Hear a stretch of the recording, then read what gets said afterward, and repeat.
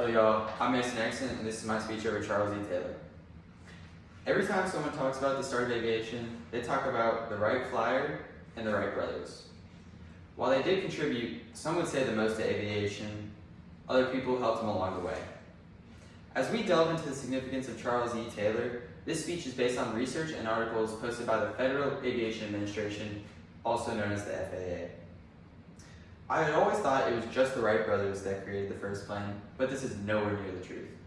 We're going to put into light what Charles E. Taylor really did and how much he contributed. Contrary to the wildly held belief that the Wright brothers were the only ones that created the plane, Charles E. Taylor actually created the engine for it, even though he's not recognized for it.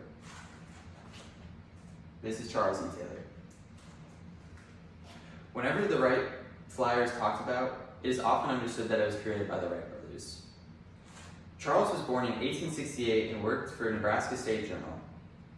In his 20s, he started a metal house number business and got married in 1894. 2 years later, he moved to Dayton, Ohio, where he met Orville and Wilbur.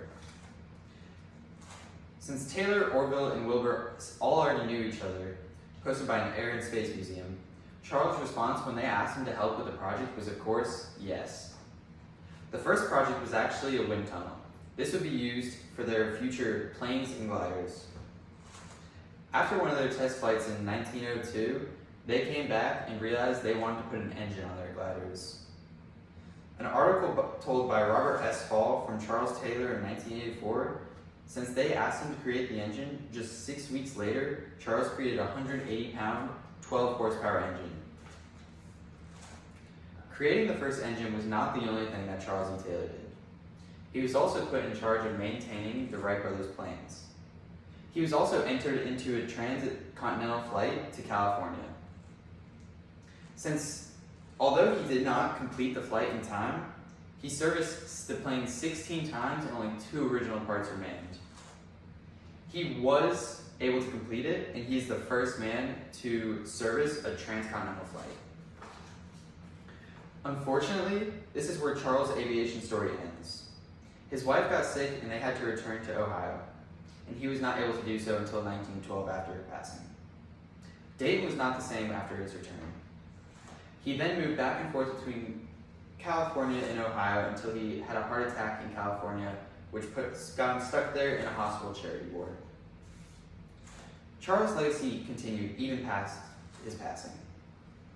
Even in the hospital ward, he was recognized. The last few months of his life, in a sanitarium, he was able to be put there because he got recognized in the hospital ward. He was buried next to the Wright brothers in 1956. His creation still affects today, and his amazing innovation of the 7-pound to 1 horsepower ratio was amazing. This is the Wright Flyer and the engine that he made for it. We would not be as far into the world of engines without Charles.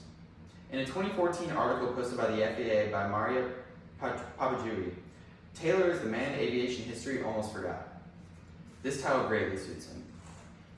Charles was ahead of his time and someone we should all celebrate. While not greatly talked about, he greatly contributed. From his knowledge of engines and the Wrights' strive to create the first airplane, this is how we got to be able to fly today. It is perfectly stated by the National Park Services, when 3 independent talents are brought together on a common goal, the result is grand success. Thank you.